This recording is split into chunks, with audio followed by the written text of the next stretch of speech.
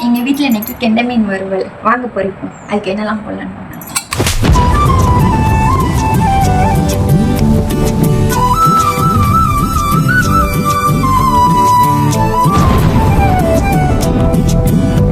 நீ இருக்கிறிய ஓலை கொட்டையா சும்மா நடக்கிறிய ஆமாப்பா நீ கிளறியே உப்பு போட்டியா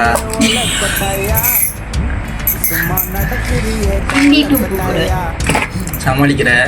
மஜாவாய் நிக்கிறிய பஞ்சு மிட்டாயா ஆமா பஞ்சு மிட்டாயா ஐயோ பஞ்சு மிட்டாயா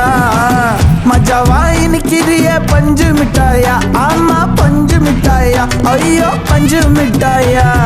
சோஜாவா படுத்து போட்டு போது அப்படியே இருக்கு